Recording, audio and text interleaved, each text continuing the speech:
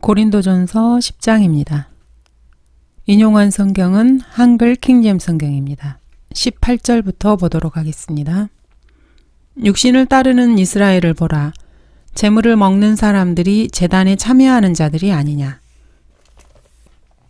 여기서 육신을 따르는 이스라엘은 구약시대의 이스라엘을 말합니다. 이스라엘은 제단에 참여하고 제사를 지낸 다음에 제물로 드렸던 염소나 소 등의 제물을 먹었습니다. 그런즉 내가 무엇을 말하느냐? 우상은 무엇이며? 아무것도 아닙니다. 우상은 사람의 손으로 만들어 놓은 것입니다. 진실로 아무것도 아닙니다. 우상들에게 바친 제물은 무엇이냐? 우상이 아무것도 아니라면 그 제물 역시 아무것도 아닙니다. 우상에게 드렸던 제물이라고 일부러 먹지 않게 되면은 그 우상이 무슨 대단한 것이나 되는 것처럼 의미를 부여하는 것일 수도 있습니다. 20절입니다. 그런즉 내가 말하노니 이방인들이 제사하는 것은 마귀들에게 하는 것이지 하나님께 하는 것이 아니니라. 나는 너희가 마귀들과 교제하는 자들이 되는 것을 바라지 아니하노라. 그리스도인들은 이방인들의 제사에 참여할 수 없습니다. 그리스도인들이 어떻게 마귀들과 교제할 수 있겠습니까? 21절입니다. 너희는 주의 잔과 마귀들의 잔을 함께 마실 수 없으며 너희는 주의 식탁과 마귀들의 식탁에 함께 참여할 수 없느니라. 주의 만찬을 이교도들의 제사와 비교하는 일은 절대로 하지 마시기 바랍니다. 이 둘은 닮은 데가 전혀 없습니다. 농담으로라도 그런 생각은 하지 마시기 바랍니다. 이교도들이 드리는 제사에는 장난으로라도 절대로 참여하지 마십시오. 이방인들의 제사는 마귀들과의 교제를 나누는 것입니다. 그리스도의 피의 교제와 그리스도의 몸의 교제와는 아무런 상관이 없습니다. 21절에서 경고하고 있는 것이 바로 그런 것입니다. 22절 우리가 주를 질투하게 하시겠느냐? 우리가 주보다 강하냐? 결코 그럴 수 없습니다. 우리가 주보다 강합니까? 천만의 말씀입니다. 우리가 마귀들과 교제하는 이방인들의 제사에 참여해서 주님께 해를 끼쳐드릴 수는 없습니다. 그리스도인들이 무엇을 믿고 감히 그런 짓을 자행할 수 있겠습니까? 23절 모든 것이 내게 합법적이나 모든 것이 유익한 것이 아니오. 모든 것이 내게 합법적이나 다 세워주는 것이 아니니라. 모든 것이 합법적이라고 해서 다 세워주는 것은 아닙니다. 아무리 합법적인 일이라 해도 그런 일을 통해서 그리스도인의 덕을 세우는데 전혀 도움이 안 되고 오히려 해로운 것도 있습니다. 그리스도인이라면은 그리스도인다운 덕을 세우고 마귀들과 교제하는 세상 사람들과는 구별되어 있다는 것을 분명히 보여주어야 합니다.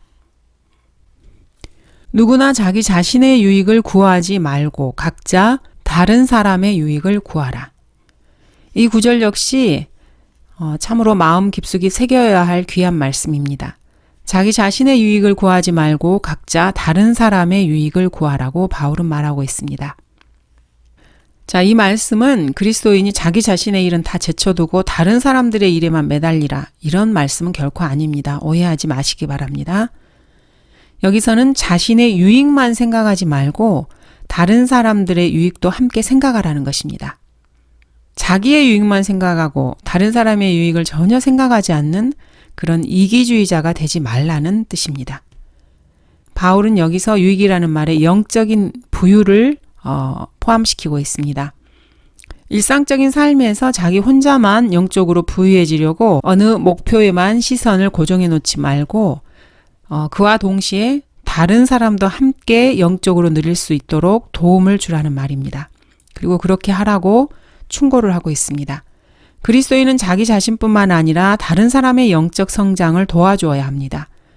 그리스도인들이 다른 사람을 그리스도께로 인도해서 구원받고 거듭나게 했다면은 그 다음에 중요한 일은 새롭게 태어난 그 사람이 영적으로 성장할 수 있도록 보살펴 주는 것입니다.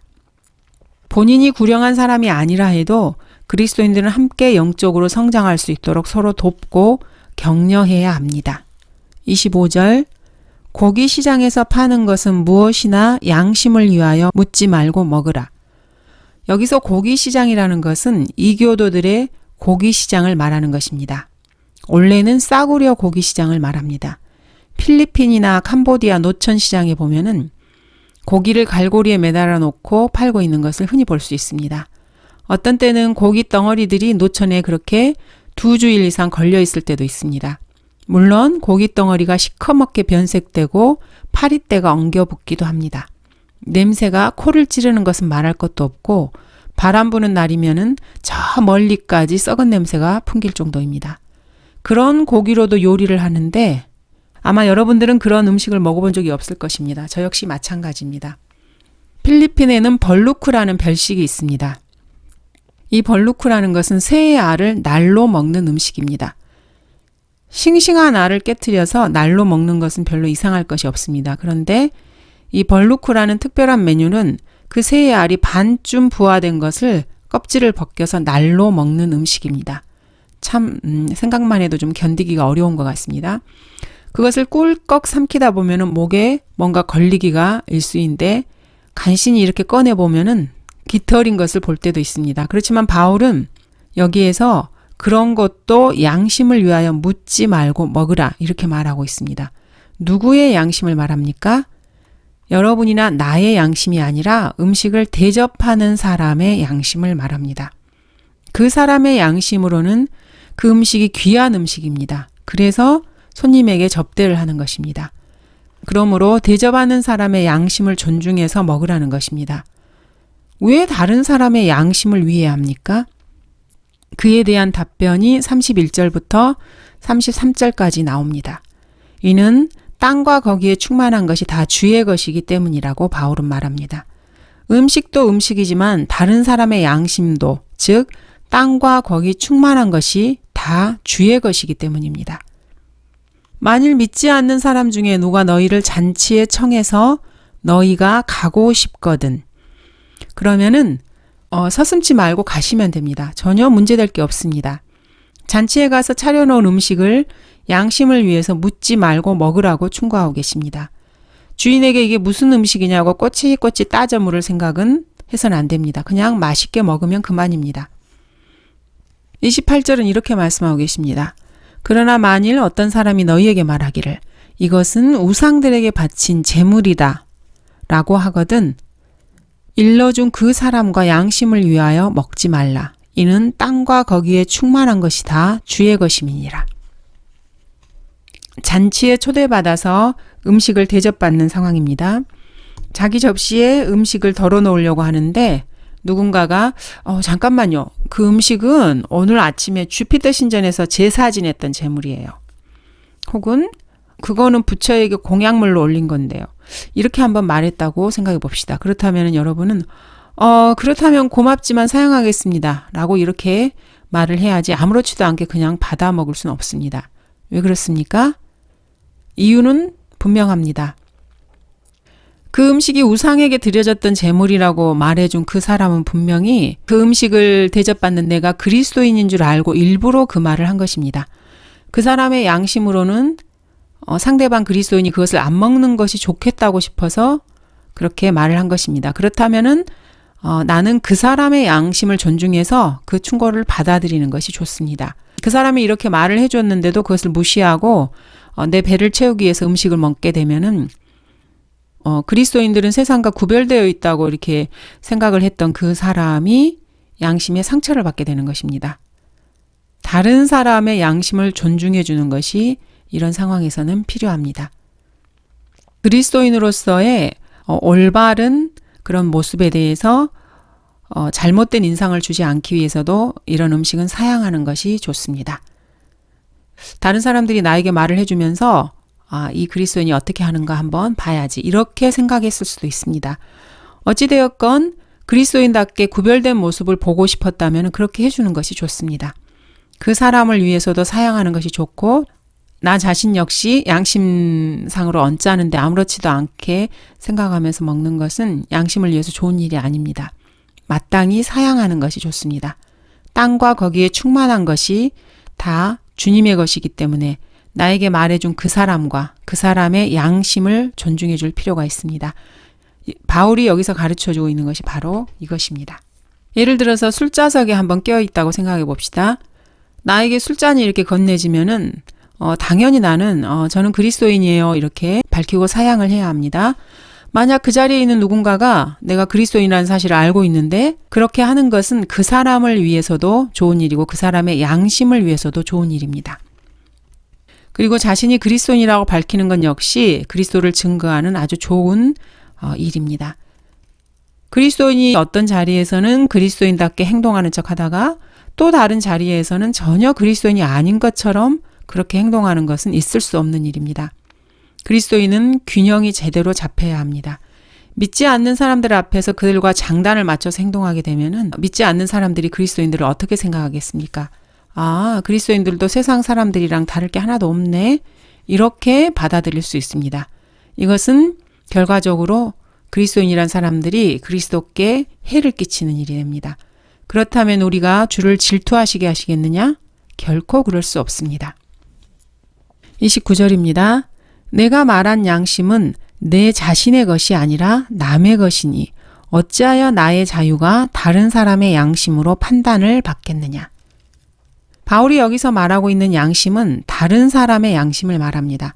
다른 사람의 양심을 내가 전혀 신경 쓰지 않고 제멋대로 행동하게 되면은 땅과 거기에 충만한 것이 다 주의 것이라는 이 말씀을 짓밟는 것입니다.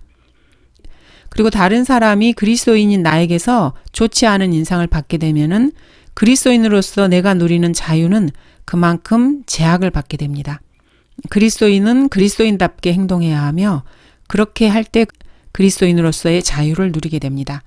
그러므로 바울은 여기에서 어찌하여 나의 자유가 다른 사람의 양심으로 판단을 받겠느냐 이렇게 말하고 있습니다. 31절입니다.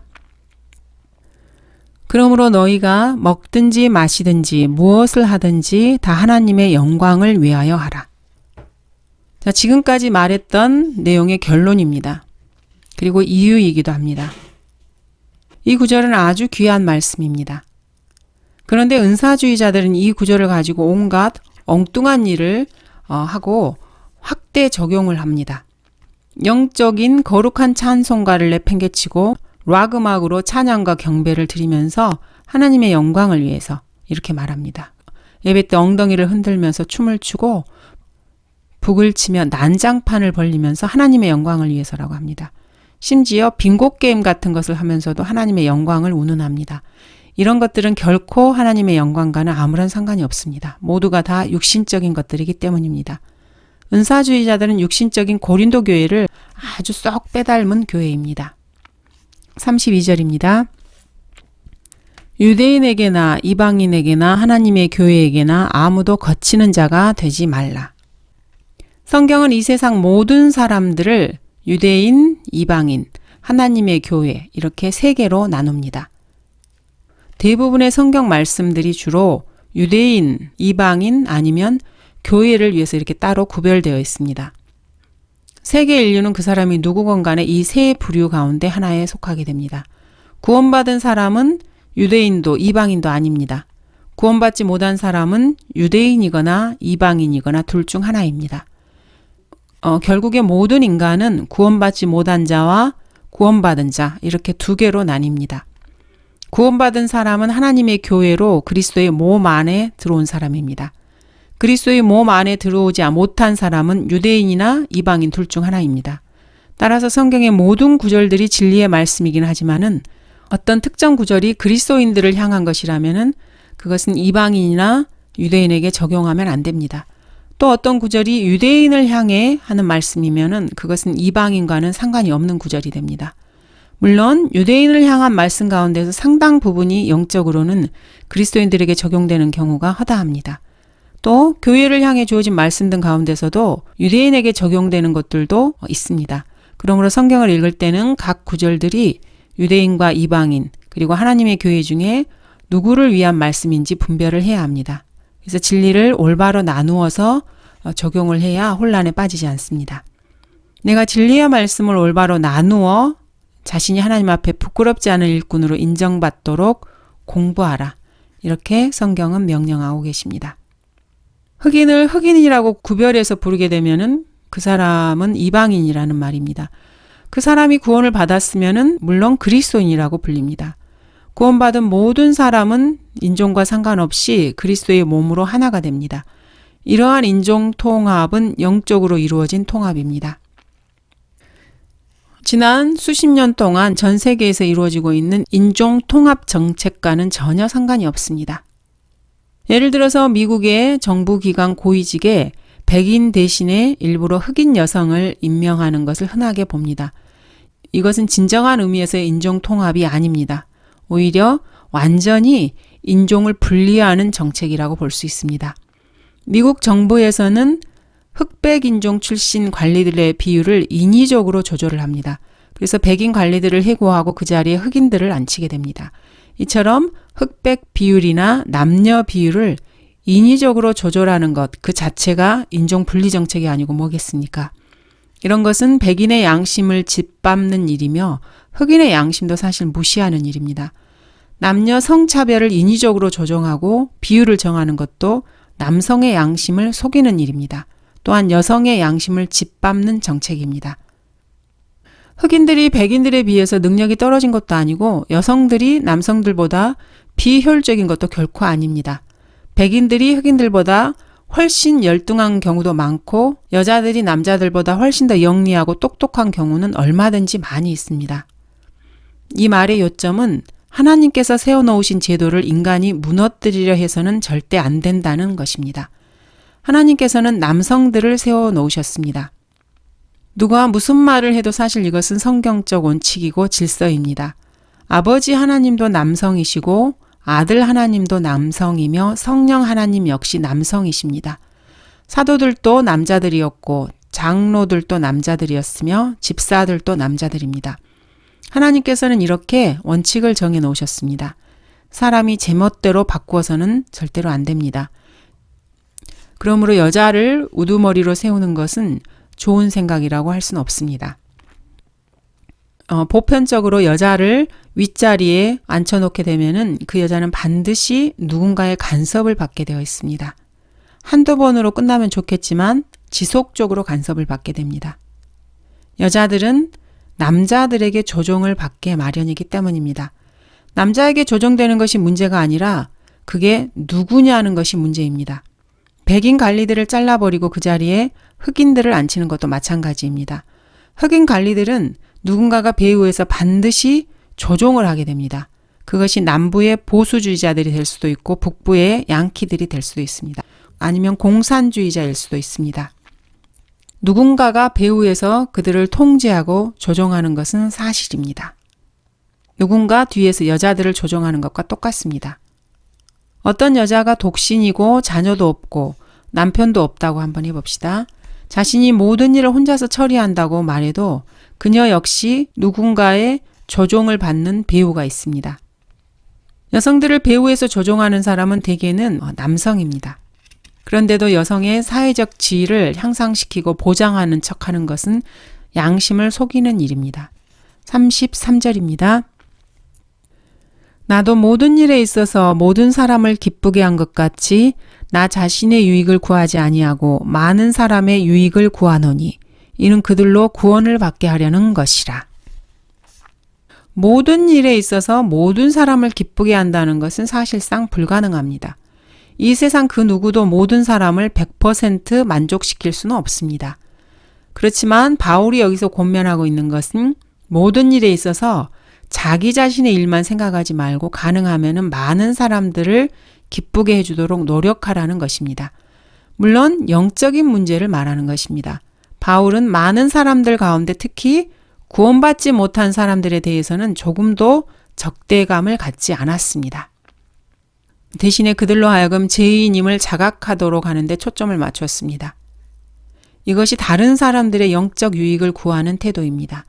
그리스도인이 구원받지 못한 사람에게 적대감을 갖게 되면 그 사람들의 혼을 그리스도께로 인도해서 구원받게 하는 것이 불가능합니다.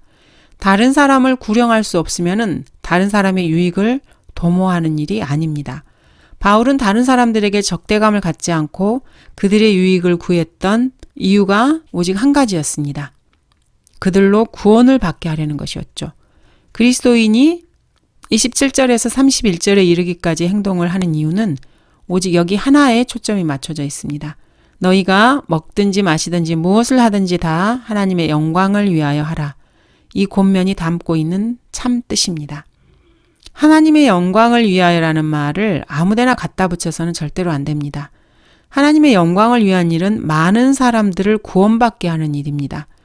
그리스도인은 이처럼 언제나 모든 일에 있어서 모든 사람을 구원으로 인도하도록 노력해야 합니다. 구원받지 못한 사람에게 적대감을 갖지 말고 그 사람들에게 어느 정도 맞춰줘야 합니다. 구원받지 못한 사람들에게 적대감을 갖지 말고 그들을 기쁘게 해야 합니다. 그래야 자신들이 지금 하고 있는 일이 잘못된 것인 것을 깨닫고 뉘우치게 됩니다. 이렇게 해야 그들을 그리스도께로 인도할 수가 있습니다. 그리스도인들은 그리스도의 복음을 입에 달고 있어야 합니다. 우리의 입에서는 언제나 예수 그리스도께서 그들을 위해서 어떤 일을 하셨는지 외쳐야 합니다. 그리스도인들의 입은 언제나 누군가를 그리스도께로 부르고 있어야 합니다. 이것이 바로 하나님의 영광을 위하는 일입니다. 이렇게 하나님의 영광을 위해서 행동할 수 있는 것은 우리가 얼마든지 그만한 일을 할 형편에 놓여 있기 때문에 그렇습니다. 그럴 만한 여유도 없고 그럴 만한 형편이 못 된다면은 27절에서 31절에 있는 이런 말씀처럼 할 수가 없습니다. 그만한 여유가 있다면 다른 사람의 양심과 기쁨을 위한 일을 주저하지 말고 하시기 바랍니다. 거리 설교도 마찬가지입니다. 거리 설교와 구령 활동은 신약의 가르침을 실천하는 것입니다. 이 실천을 통해서 주님의 말씀들이 성취될 수 있기 때문입니다. 그러나 거리 설교를 하다 보면은 그 일이 다른 사람들에게 거치는 일이 되는 것을 종종 알 수 있습니다. 그렇다고 해서 뒤로 물러서고 싶은 생각은 없습니다. 매주 토요일 아니면 날짜를 정해놓고 1년에 수십 번씩 토요일마다 거리 설교를 하다 보면은 때로는 좀 물러서야 할 때도 있습니다. 모든 사람들이 다 설교를 듣고 싶어 하는 것이 아닙니다. 어떤 때는 설교가 다른 사람들을 화나게 하기도 합니다. 이럴 경우에는 뒤로 물러설 만한 여유가 있으면 좀 물러서는 것도 나쁘진 않습니다. 그런데 절대로 물러선 형편이 못 되나요? 그렇다면 좋습니다. 그대로 밀고 나가면 됩니다. 다른 사람들의 기분을 상하게 받게 할 수 없다면 멈추는 것도 좋습니다. 어떻게 하든지 다른 사람들이 기분을 나빠할 수밖에 없는 그런 경우에도 또 그냥 밀고 나갈 수도 있습니다. 유대인이든 이방인이든 그리스도이든 다른 사람들에게 거치는 자가 되지 않게 항상 여유로운 것이 좋습니다. 그것이 바울의 입을 통해서 성령이 그리스도인들에게 하시는 말씀입니다. 다른 사람의 눈치를 보라는 것이 아닙니다. 다른 사람의 편의를 위해서 그리스도인의 사명을 양보하는 것도 결코 아닙니다. 그리스도인들에게는 분명한 목표가 있습니다. 무엇을 하든지 다 하나님의 영광을 위하여 하라. 바로 이것입니다. 예를 들어서 남미나 아프리카 지역에 선교사로 나가서 일하고 싶은데 부모님들이 그걸 바라지 않고 또는 아내가 싫어하면서 화를 내고 격렬하게 반대를 한다고 칩시다. 그러면 가족 간에 문제가 발생할 수 있습니다. 자신이 뭔가 하나님을 위해서 일을 하려고 하는데 그것이 주변의 수많은 사람들에게 거치는 일이 될 수가 있습니다. 이런 상황에 처하게 되면은 주님의 뜻이 그러함으로 주저앉아 있을 수가 없다든지 이런 식으로 말을 함부로 해서는 안 됩니다. 그보다도 먼저 자신이 원하는 대로 밀고 나가도 괜찮은지 자기 형편이 어떠한지 여기서부터 면밀히 그것을 살펴봐야 합니다. 그렇게 하지 않고 자기 혼자만의 생각으로 다른 사람들에게 거치는 결정을 독단적으로 내릴 수는 없습니다. 유대인에게나 이방인에게나 하나님의 교회에게나 아무도 거치는 자가 되지 말라. 성경은 이렇게 말씀하고 계십니다. 바울은 그 뒤를 이어서 이렇게 말합니다. 나도 모든 일에 있어서 모든 사람을 기쁘게 한 것 같이 나 자신의 유익을 구하지 아니하고 많은 사람의 유익을 구하노니 이는 그들로 구원을 받게 하려는 것이라. 존 웨슬리 목사 역시 바울 못지않게 이렇게 살았던 사람입니다. 그러나 그렇게 할 만한 충분한 여유가 있을 경우에나 그렇게 하는 것입니다. 존 웨슬리나 바울 역시 형편이 허락치 않아서 형제들에게 거치는 행동을 한 경우가 몇 번 있었습니다. 그럴 만한 형편이 아니었는데도 모든 일에서 모든 사람을 기쁘게 하려고 한다면 오히려 사태가 이상하게 돌아갈 수도 있습니다. 옛날 이야기 가운데 이런 게 하나 있습니다. 독일의 어느 시골에 살고 있는 나이 많은 아버지와 어린 아들이 어린 당나귀를 타고 읍내로 가고 있었습니다. 읍내에 도착하자 두 사람은 당나귀에서 내려서 길거리를 한참 동안 걸어갔습니다. 이 광경을 본 사람들이 킬킬대고 웃으면서 저런 어리석은 사람 같으니라고, 걸어서 가려면 뭐하러 당나귀를 끌고 다녀? 이렇게 말을 합니다. 그래서 두 사람은 다시 어린 당나귀 등에 올라타고 집으로 돌아오게 됩니다. 옆에 지나가고 있던 한 사람이 이 광경을 보고 또 한마디 합니다. 저런 잔인한 인간들 같으니라고. 어린 당나귀 등에 두 사람이나 올라타다니. 당나귀가 불쌍하다. 이 말을 듣고 소년이 당나귀에서 얼른 내려서 걸어갑니다. 한참 가고 있는데 어떤 사람이 또 한마디 중얼거립니다. 원 저런 뻔뻔한 양반을 봤나. 약한 어린아이를 걷게 하고 어른 혼자 당나귀 등에 타고 가다니. 그래서 노인은 당나귀에서 내리고 대신 소년이 탔습니다. 또 한참 가다가 어떤 사람이 이걸 보고 또 혀를 찹니다. 이런 못된 녀석. 노인을 걸어가게 하고 젊은 녀석이 혼자 당나귀에 올라타? 만나는 사람마다 한마디씩 비난을 던지고 가고 있어서 누구 말을 들어야 할지 아버지와 아들은 이러지도 저러지도 못하고 쩔쩔맵니다. 이들 부자가 마을에 들어서는 것을 동네 사람들이 보고 깜짝 놀랐습니다. 아버지와 아들 두 사람이 낑낑거리면서 당나귀를 떠메고 오고 있었습니다. 이것은 모두가 다 아는 동화입니다. 모든 사람들의 마음에 다 들도록 행동하다 보면은 결국 이런 꼴이 됩니다. 이렇게 맹목적으로 모든 사람을 모두 기쁘게 한다는 것은 불가능합니다. 무엇을 하든지 자신이 처한 형편에 따라서 하면 됩니다. 그러나 하나님의 영광을 위하여라는 뚜렷한 목적을 가지고 해야 합니다. 감사합니다.